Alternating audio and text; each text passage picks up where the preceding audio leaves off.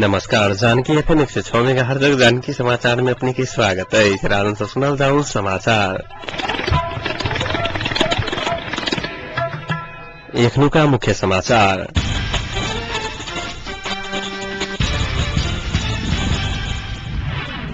महंगी नियंत्रण और स्वास्थ्य इलाज के लिए सहूलियत देवा 8 सूत्रीय मांग रखैत पेशागत महासंघ प्रमुख जिला अधिकारी के बुझौला ज्ञापन पत्र। पोखरी में डूब कर मोहतरी में गोटे के जान गेल। अपन मांग संबोधन नहीं भेल तब बल प्रयोग करब वैद के चेतावनी। भट्टराई नेतृत्व में सरकार गठन के संभावना नहीं रहल विपक्षी दल सभक कहब। 10वीं के मौका देख कर मोहतरी सीमाना में पुलिस सर्वसाधारण से रकम असूल कर रहल। आ एक चीनिया कंपनी द्वारा अमेरिकी राष्ट्रपति विरुद्ध मुद्दा दायर। महंगी नियंत्रण और स्वास्थ्य इलाज में सहूलियत देवा के 8 सूत्रीय मांग रखत आई पेशागत महासंघ जिला प्रशासन कार्यालय में ज्ञापन पत्र बुझौला काइछ। प्रमुख जिला अधिकारी समक्ष बुझाओल गेल ज्ञापन पत्र में देश में बढ़ रहल महंगी नियंत्रण, स्थानीय सबके इलाज खर्च, श्रमिक सबके बीमा के सुरक्षा सहितक मांग सब राख आई वो सब कार्यालय में ज्ञापन पत्र बुझौला काइछ। पार्टी स्थापना दिवस के अवसर में वो सब देश में रहल प्रत्येक कार्यालय में कार्यक्रम के आयोजना कल गेल। नेपाल निजामती कर्मचारी संगठन के केंद्रीय सदस्य अस्मिन मंसूर बतौना तैना अवसर प्रमुख जिला अधिकारी मार्फत अपन समस्या के प्रधानमंत्री सामू उजागर करा के बतुआ सकिन्। यो अहिले जुन महँगी छ यसलाई नियन्त्रण गर। त्यसपछि अब यो श्रमिकहरूको जुन समस्या छ, वेतनको समस्या, स्वास्थ्य उपचारको समस्या, बीमाको समस्या, केही मागहरू उठाएको छ र विश्वभरिकै प्रशासन मार्फत त्यहाँको सरकार प्रमुखलाई यो ज्ञापन पत्र बुझाउने कार्यक्रम रहेको छ र हाम्रो नेपालमा पनि देशैभरि पेशागत महासंघको आयोजनामा हामीले ज्ञापन पत्र प्रमुख जिल्ला अधिकारी मार्फत नेपाल सरकारको प्रधानमन्त्री भनौँ न अब बाबुराम भट्टराई मार्फत जाने हो, प्रधानमन्त्री हामीले ज्ञापन पत्र बुझाउँदैछौँ प्रदेश मार्फत। अपन प्रगतिशील आ समाजवादी पार्टी भेला करने समस्या समाधान नहीं भेल तो थप कार्यक्रम तय करके मंसूर जानकारी गर्ने सकिन्। पूर्ण भएपछि संस्थाले फेरि निर्णय गर्छ, त्यसपछि के गर्ने हो भन्ने कुरो उसले निर्णय गरिसकेपछि हामीले त्यसलाई अनुसरण गर्दै हामीले गतिविधि गर्ने हो। हाम्रो संस्थाले निर्णय गरेपछि हामीले त बाध्य भएर मान्नै पर्ने हुन्छ। आन्दोलन गर्ने हो कि कुन हदसम्म जाने हो, हाम्रो संस्थाले जे निर्णय गर्छ त्यसै अनुरूप हामी अगाडि बढ्ने हो। आज त हाम्रो ज्ञापन पत्र बुझाउने मात्रै कार्यक्रम रहेको छ। ज्ञापन पत्र बुझावा के क्रम में वो सब कार्यालय में नारा जुलूस से होने तहिना जुलूस में प्रत्येक संगठन के कर्मचारी सभा सहभागिता देखल गेल छल।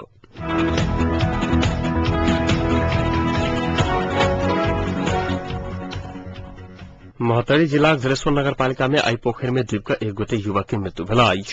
मृत्यु होला में जलेश्वर नगरपालिका 2 निवासी 22 वर्षक संतोष पासवान रहल जिला प्रहरी कार्यालय मोहतरी जनौलक। आई भोर श्राद्ध तर्पण के लिए जलेश्वर बाजार स्थित पोखर पहुंचल समय आकाशमाथ पैर स्लिप भेला बाद वो डूबल छलाइन। अत्याधिक मदिरा सेवन कला कारण हुनक डूबकर मृत्यु भेल बुझला में आयल। डूबला बाद 1 घंटा पश्चात पासवान के उपचारक लेल जिला अस्पताल पहुंचाओल गेल छल। मुंह, नाक आ कान से खून बह रहला कारणे पासवान के तत्काले अस्पताल से रेफर कलाक बाद थप उपचार के लिए जनकपुर लाओल गेल छल। आ उपचार क्रम में हुनक मृत्यु भेल पीड़ित परिवार जनौलक।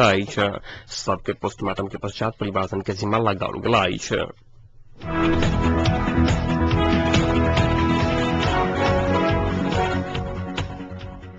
मोहतरी प्रशासन 10 से पहिने मांग पूरा करके प्रतिबद्धता जनौला बाद शिक्षक सब एक हफ्ता से करत आबि रहल आंदोलन फिर्ता लेने आई। प्रमुख जिला अधिकारी मधुसूदन बुर्लाकोटी के कार्यालय में भेल सर्वपक्षीय बैसार पश्चात प्रशासन आ जिला शिक्षा कार्यालय शिक्षक सबक मांग 10 से पहिने पूरा करके प्रतिबद्धता जनौला बाद शिक्षक सब संपूर्ण कार्यक्रम फिर्ता लेने जनाओल गेल। शिक्षक यूनियन के जिला अध्यक्ष विनोदानंद शाह प्रशासन आ शिक्षा अधिकारी 10 से पहिने मांग से पूरा करके प्रतिबद्धता कलाक बाद अपने सब आंदोलनक संपूर्ण कार्यक्रम फिर्ता लेने बतौआ छलखिन। शिक्षक सब अपन 7 सूत्रीय मांग सहित आई सब विद्यालय बंद, हड़ताल, धरना जैन कार्यक्रम सब करते आबि रहल छल। शिक्षक यूनियन सहित 9टा फ्रंट सब संयुक्त रूप में संघर्ष समिति बनाकर बृहस्पति, शुक्र आ रवि दिन विद्यालय बंद कर सदरमुकाम जलेश्वर में विरोध रैली प्रदर्शन केने छल। तो सोम दिन, मंगल दिन आ बुध दिन जिला शिक्षा कार्यालय में दिन भर धरना देने छल।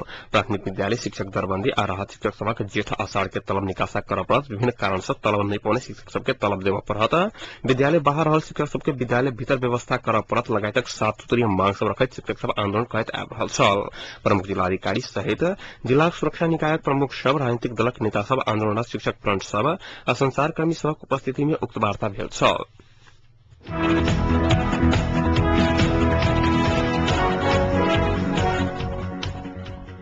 नेकपा माओवादी के अध्यक्ष मोहन वैद मोहन ब्याद अपन मांग सब शांतिपूर्ण रूप संबोधन नहीं भेल तो बल प्रयोग करके चेतावनी दिलन।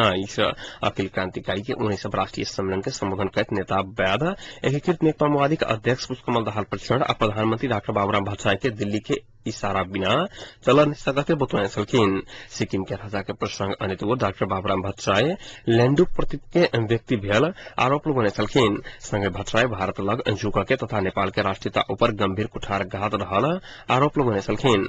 पहले भारत के विरोध करे वाला व्यक्ति एखन अपने दिल्ली के नीचा झुकल वैध आरोप लगौने छलखिन।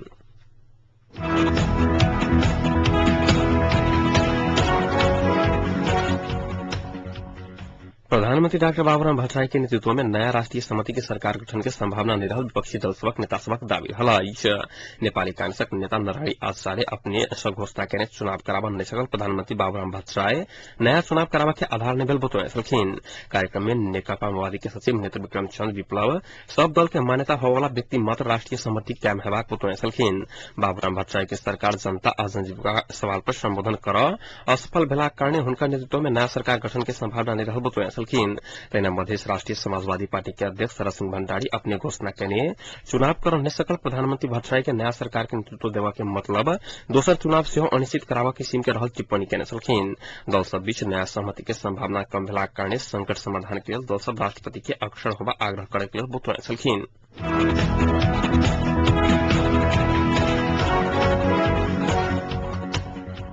बस चेक जांच के क्रम में अवैध लागू दवाई सहित 2 गोटे के पकड़ाव कलक।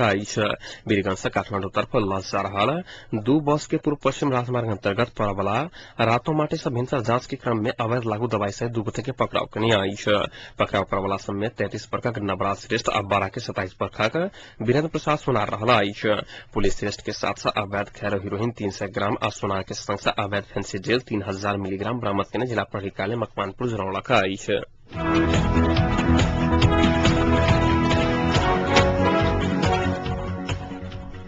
अध्यादेश पारित नहीं भेलाक कारणे रेलवे संबंधी कार्य असमंजस में पड़लाक बाद जल्द कार्य सुचारू कर राष्ट्रपति के तराई मधेश लोकतांत्रिक पार्टी आग्रह कलक। तराई मधेश लोकतांत्रिक पार्टी क्षेत्र नंबर 4 द्वारा जारी कल गेल विज्ञप्ति में जयनगर जनकपुर बर्दी बांस ब्रॉडगेज लाइन विस्तार संबंधी योजना तारुकता के संग बढ़लाक बादो संसद नहीं रहल अवस्था में कार्य सब आगू नहीं बढ़ला कारण राष्ट्रपति डॉक्टर रामवरण यादव के अध्यादेश जारी कर मांग कल गेल। रेलवे संबंधी कार्य में मुआवजा के रकम वितरण कर चुकल किसी स्थान में बाकी रहलाक कारणे सर्वसाधारण के विकास के लिए सहयोग कर पार्टी के अध्यक्ष योगेंद्र राय विज्ञप्ति मार्फत आग्रह कैने।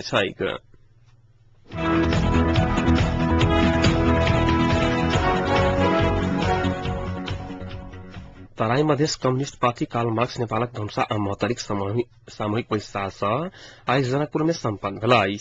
पार्टी के महासचिव महाकाल सिंह विद्रोही के अतित्व आ पार्टी के सचिव के संयुक्त उपस्थिति से धनुषाक माइकल विद्रोही तथा महतरी से रणवीर सिंह विद्रोही के केंद्रीय सदस्य में चयन किया गया। तैना धनुषा सेक्रेटरी में अविनाश विद्रोही तथा महतरी सेक्रेटरी में अभय सिंह विद्रोही के नेतृत्व में 21 सदस्यीय समिति गठन किया गया विज्ञप्ति में उल्लेख किया गया।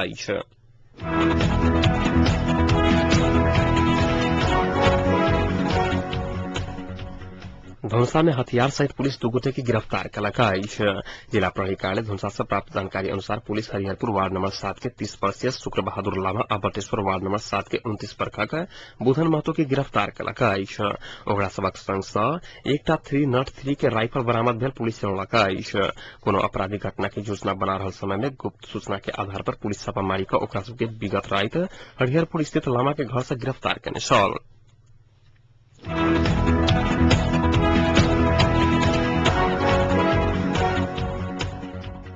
नेपाली कांग्रेस पहिचान संहिता संहिता के विपक्ष में रहल कहत पूर्व सभासद तथा केंद्रीय सदस्य कुमार राय के नेतृत्व में नेपाली कांग्रेस किछु आदिवासी जनजाति नेता एवं कार्यकर्ता सब पार्टी परित्याग कयलक।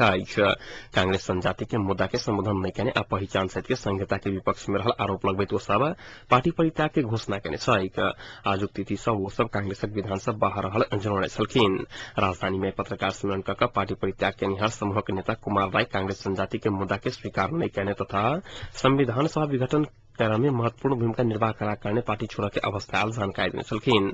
सब पार्टी के जनजाति नेता सब मिलकर नया पार्टी खोला की योजना रहल राय बतौने छलखिन। पार्टी परित्याग करे वाला में करीब 1 दर्जन महासमिति सदस्य आ किछु जिला स्तर के नेता सब सहभागी छलैथ। एम्हर जनजाति नेता सब पार्टी परित्याग करे के तैयारी केलाक बाद नेपाली कांग्रेस पदाधिकारी सबक सम्पन्न बैसार आदिवासी जनजाति नेता सबक मांग संबोधन करे के निर्णय कलक अछि। असंतुष्ट आदिवासी जनजाति के मांग लोकतांत्रिक आ संवैधानिक तरीका से संबोधन करबा लेल पार्टी तैयार रहल कांग्रेस जनौलक अछि।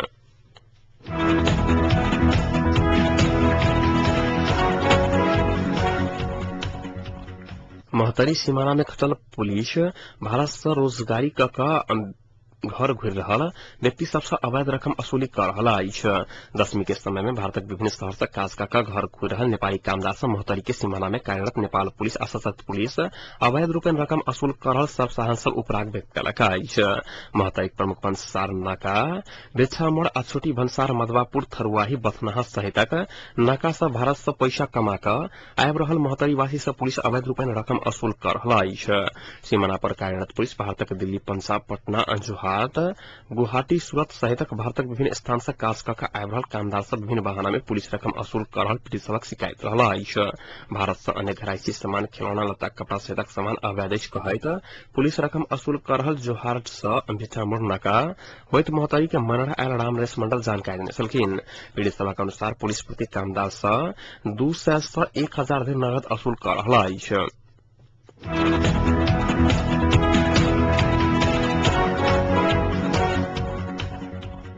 प्रधानमंत्री डॉक्टर बाबूराम भट्टराई संविधान निर्माणक विषय में पैकेज में सहमति नहीं हो बदे राजीनामा नहीं देवा के अपन अड़ान फेर से दोहराना अछि। पूर्वांचल विश्वविद्यालय के 6म दीक्षांत समारोह में सहभागी हो विराटनगर पहुंचल प्रधानमंत्री भट्टराई संसद विहीन अवस्था में राजीनामा दिला से देश राज्य विहीन अवस्था में पहुंच जतेक दावा केने छलखिन। विगत के 4 वर्ष में कोनो सरकार नहीं कर सकल काज हुनक नेतृत्व के सरकार कहने भट्टराई बतौने छलखिन। दल सब बीच संविधान निर्माण में देखल गेल विवादित विषय में सहमति कऽ संविधान जारी करे के वातावरण बनल तऽ वो पद त्याग करबाक लेल तैयार रहल भट्टराई उल्लेख कहने छलखिन। सहमति के बाधक वर्तमान सरकार नहीं उल्लेख करैत राष्ट्रीय समिति के सरकार के लिए सब पक्ष के लचीला भेनाई जरूरी से भट्टराई बतौने छलखिन। निर्वाचन के लिए सब दल के अपन अपन अड़ान छोड़कर सहमति के वातावरण तैयार करबा पर जोर देने छलखिन। दल सब बीचक पछिलका सहमति से जल्दी निकास निकला के आशा बढ़ल बतबैत राष्ट्रीय समिति के सरकार निर्माण करे के वातावरण बने जा रहल भट्टराई बतौने छलखिन।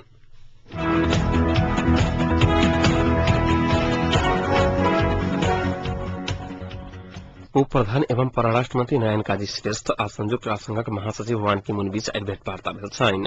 दुनू गोटे बीचक भेट में पछिलका दिन में नेपालक विकसित घटना के संबंध में बातचीत भेल छल। राष्ट्र संघक महासभाक 67म बैसार में भाग लेब न्यूयॉर्क पहुंचल श्रेष्ठ महासचिव मुन संग भेंटघाट केने छलखिन। वान नेपाल शांति प्रक्रिया तथा विकासक विषय में जिज्ञासा व्यक्त केने छलखिन। जवाब में मंत्री श्रेष्ठ संविधान सभा विघटन पश्चात के राजनीतिक अवस्था, शांति प्रक्रिया के प्रगति, नवनिर्वाचन के लिए भ रहल सहमति के प्रयास के विषय में वान के जानकारी कोरने छलखिन।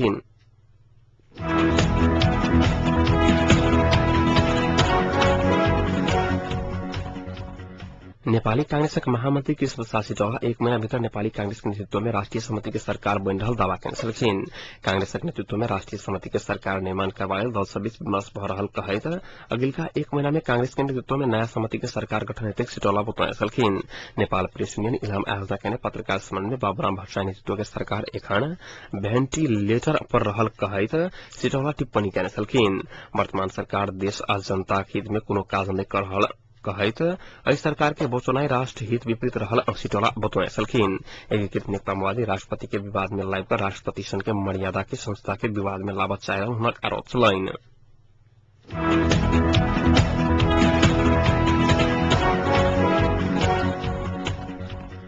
गैस उपभोगी सबक विरोध के बावजूद सरकार अलग अलग रंगक गैस सिलेंडर लाबा के तैयारी कर रहल अछि।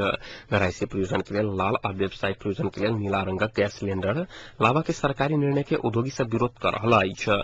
उपभोक्ता अधिक मूल्य में गैस खरीद नहीं कर सकते कहैत ई निर्णय कोनो हालत में कार्यान्वयन कराओल जतेक गैस नहीं कराओल निर्णय कोनो हालत में कार्यान्वयन कराओल जते गैस विक्रेता महासंघक अध्यक्ष ज्ञानेश्वर आचार्य बतौने छलखिन।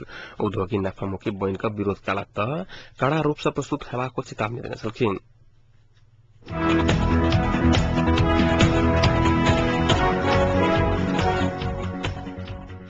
सरकार द्वारा संचालित विभिन्न 15टा संस्थान के निजीकरण करे के तैयारी शुरू भेल अछि। आमदनी से अधिक व्यवहार बढ़ रहल का सरकार 15टा एहि प्रकारक संस्थान सबके निजीकरण करे के तैयारी शुरू कयलक अछि। व्यापारिक क्रियाकलाप लेल स्थापना कयल गेल संस्थान के व्यवहार प्रत्येक वर्ष बढ़ैत गेलाक कारणे निजीकरण तैयारी शुरू कयल गेल अर्थ मंत्रालय सेहो जनौलक अछि। संस्थान से नियमित रूप से घाटा मात्र बढ़लाक कारणे बंद करे के अवस्था व निजीकरण करे के दूटा विकल्प के विषय में बातचीत चल रहल अर्थ मंत्रालय के संस्थान समन्वय महाशाखा निजीकरण इकाई के वासुदेव शर्मा जानकारी देने छलखिन। वर्तमान अवस्था में संस्थान चलित रहल त 5 वर्ष का अवधि में 40 अरब से अधिक व्यवहार सरकार के तीर प्रत्येक हुनक कहब छलनि। निजीकरण करे के तैयारी चल रहल संस्थान सब में नेशनल ट्रेडिंग, नेपाल खाद्य संस्थान, नेपाल आयल निगम सहित रहल अछि।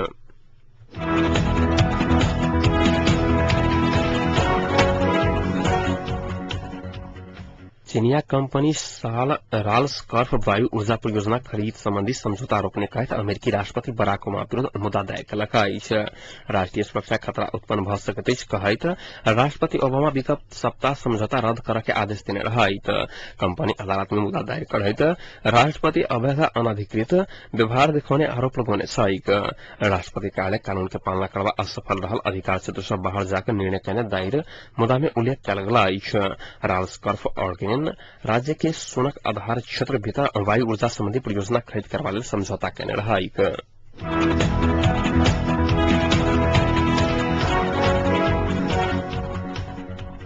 नाइजीरिया के पूर्व दिश के शहर मूवी में अज्ञात बंदूकधारी सबक एक समूह एक होस्टल में कने आक्रमण में 25 गोटे के हत्या भेल अछि। घटना के बाद शहर में कर्फ्यू लगाओल गेल अछि। प्रत्यक्षदर्शी सबक अनुसार बंदूकधारी सब होस्टल में केवारी ढकढका कर विद्यार्थी पर गोली प्रहार कर छुरी से प्रहार करने बीबीसी जनौलक अछि।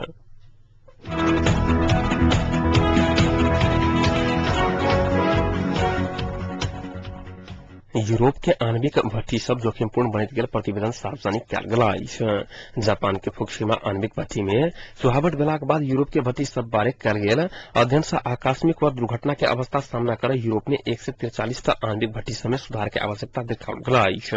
आणविक भट्टी सब में देखल गेल समस्या पहचान के लेल 25 बिलियन यूरो खर्च होबे के अनुमान सेहो प्रतिवेदन में कयल गेल अछि। प्रतिवेदन में यूरोप में 47 आणविक केंद्र के 111 रिएक्टर 30 किलोमीटर क्षेत्र भीतर रह वाला जनसंख्या मात्र 1 लाख से बेसी रहल उल्लेख कयल गेल अछि। पुरान अत्याधिक जोखिमपूर्ण आणविक केंद्र सब तत्काल बंद करब प्रतिवेदन से सिफारिश कयल गेल अंतर्राष्ट्रीय संचार माध्यम सब जनौलक अछि।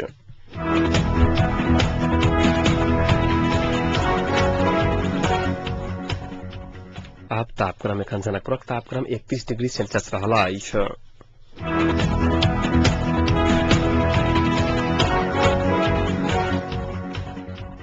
प्रमुख समाचार अंत में पुनः एक बार फिर से।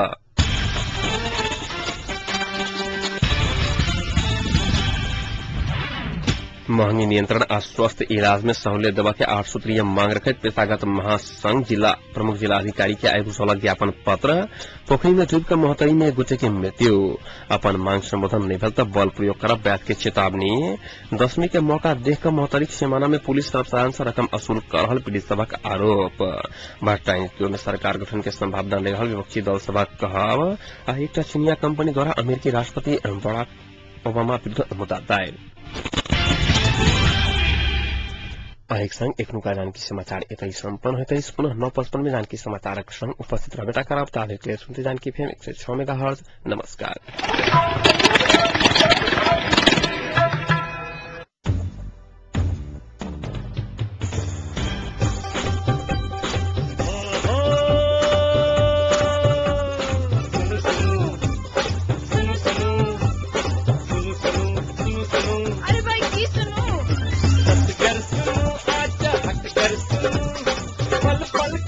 घर बैसल सुनो जानकी यदियम सदकन अहीं सबके मन माती कपन बात ऐसा सुनो जानकी